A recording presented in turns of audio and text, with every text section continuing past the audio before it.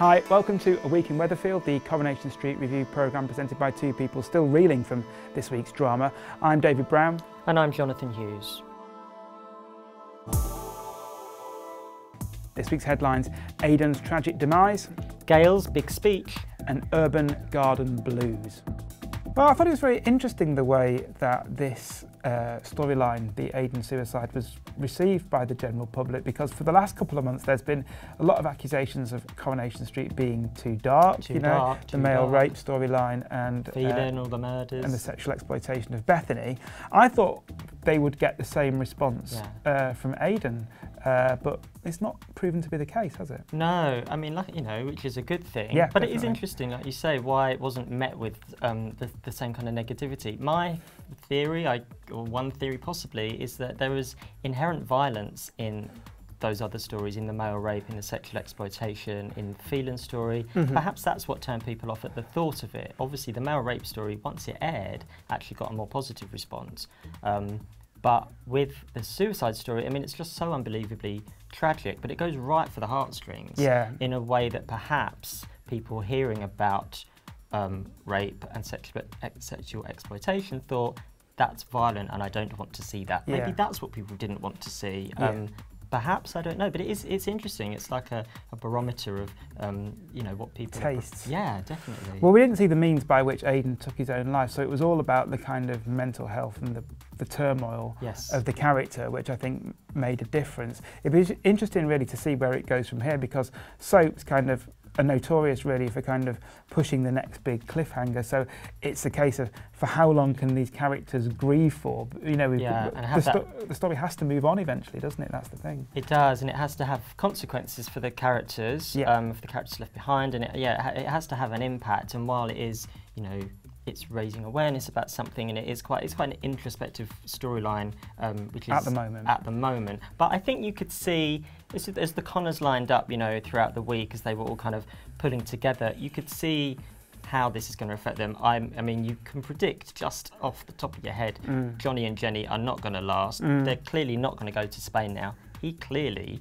is going to probably have a bit of a dalliance with Liz. Jenny's going to go a bit, unpredictable and a bit loose cannon if Johnny were to dump her, because we know that's what she does. She could then try and ruin the Connor family.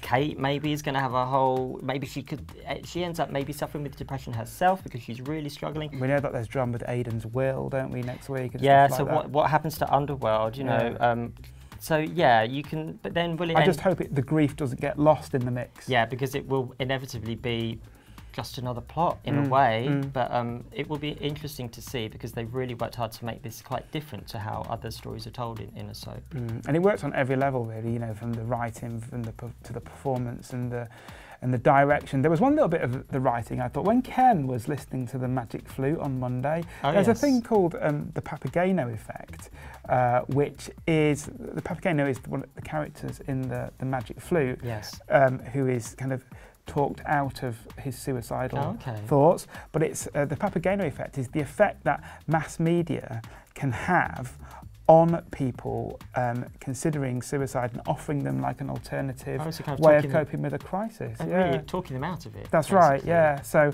which was... I did not know any of this. Which is effectively what Coronation Street was doing this week, with its episodes. It was giving people an alternative to their darkest thoughts. Yeah, and encouraging people to speak up, encouraging people to, face their demons and talk to people. And only Ken really could bring the Magic Flute into this, because he's the most cultured person to have ever lived.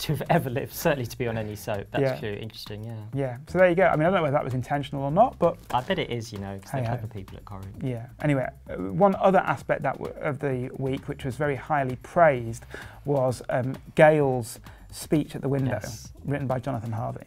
Beautifully written by Johnathon Harvey. For me, and this got a huge response, I think this almost encapsulates what soaps are about. It was brilliantly delivered by Helen, where she's a legend, obviously, and quite unexpected. It was quite an unusual episode. The hour-long episode that began with Johnny finding the body. Yeah, and then the ripple effect throughout the hour.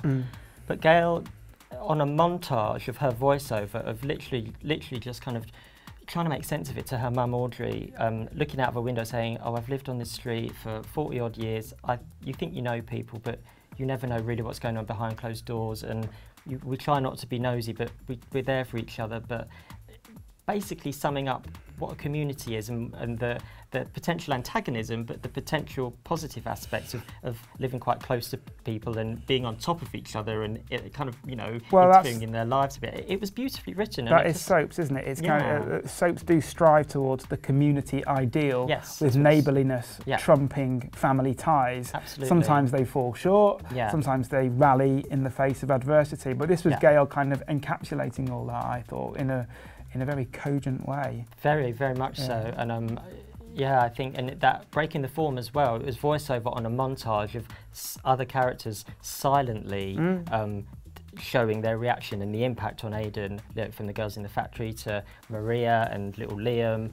Just, like you don't really see that. Corrie don't break with the realistic form of soap too many times. I'd say Emmerdale and Hollyoaks perhaps do it that bit more. They're a bit more stylised at times, only when it's appropriate, but they do take more risks. Corrie really doesn't, so it did that this week.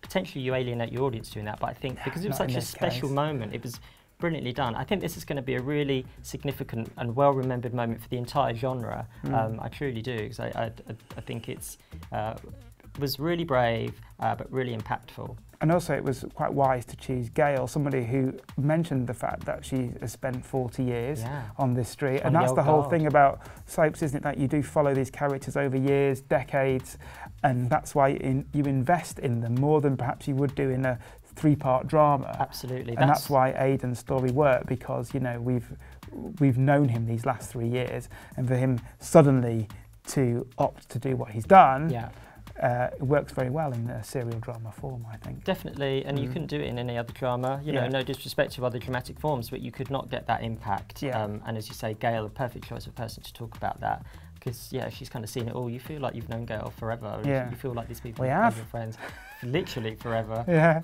Anyway, so on to the final subject up for discussion: the use of the urban garden in Coronation Street. How are you liking the urban garden? Part of the new Victoria Street extension set. I think it is the equivalent of EastEnders' swings. Oh, the swings of reflection in EastEnders behind the arches, aren't they? Yeah, that's where people go when they're a bit sad. They've got something to get off their chest. It's a reflective moment. So you're obviously referring to David having his kind of moment of clarity, where at last, another big story this week, David finally opening up about his rape ordeal, telling Shona what he'd been through, brilliantly handled. Well, that was the counterpoint. With David choosing life. Exactly. And Aidan, unfortunately, the opposite. But, I mean, his scene, David, kind of followed an earlier scene a couple of weeks ago where Eileen and Seb's mum were in the urban garden. They had rapprochement in the urban garden of peace, as I'm now going to refer to it. They basically sort of befriended each other and realised they were, you know, simpatico, more in common than they thought. And then this week, David finally, the urban garden, it's where you go. There's magic in that garden. There's magic in that garden, and I think that's why they built it. Yeah. Who do you think should be next in the urban garden? I tell you, should have gone to the urban garden, and who missed a trick? Jude had that terrible ordeal with his shark hat and the fact he was never a marine biologist, and he had to tell Angie, why didn't he just go to the urban garden wearing his shark hat? And then Angie could have probably softened the blow a bit, because I think that whole place has that magic in the air. Phelan might be reformed in the urban garden. Oh, so that's first port of call. If he's coming back, surely he is. That's where he's got to go. And maybe Ken could do opera in the park. The magic flute. Yeah, he could play it in the urban garden. Oh, I'm going there. I want to go there. After this week especially, very dramatic. I think we all need a bit of urban garden in our life. Well, who knows, in 7 days' time we might very well be broadcasting live from that very special place. We'll be back with another week in Weatherfield.